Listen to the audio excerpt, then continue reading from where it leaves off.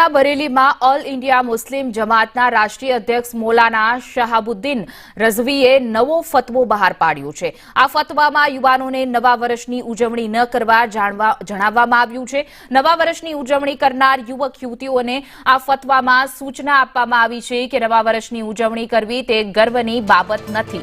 અંગ્રેજોનું નવું વર્ષ એ ખ્રિસ્તીઓના નવા વર્ષની શરૂઆતનું પ્રતીક છે। મુસ્લિમો માટે કોઈપણ બિન ધાર્મિક પ્રથાઓની ઉજવણી પ્રતિબંધિત હોવાની નવા વર્ષની ઉજવણી ન કરવાની સૂચના આપવામાં આવી છે। ઉત્તર પ્રદેશમાં આ પ્રકારનો ફતવો જાહેર કરવામાં આવ્યો છે। ફતવામાં નવા વર્ષની ઉજવણી ન કરવા માટે મુસલમાન ભાઈઓને સલાહ આપવામાં આવી છે।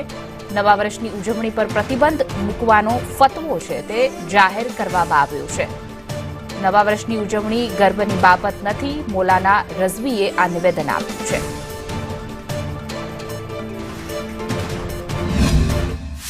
चश्मे दारुल्फ़्ता बरेली शरीफ से एक फतवा जारी किया गया है। फतवे में कहा गया है कि नए साल का जश्न मनाना फख्र की बात नहीं है और न ही ये जश्न मनाया जाना चाहिए और न ही मुबारकबाद देना चाहिए, इसलिए कि ये जो जश्न है नए साल का, ये अंग्रेजी साल यानी ईसाइयों का साल शुरू होता है और नए साल का जश्न मनाना ईसाइयों का मजहबी शियार है और किसी भी गैर मजहब का मजहबी शियार को अपनाना मुसलमानों के लिए सख्त नाजायज है।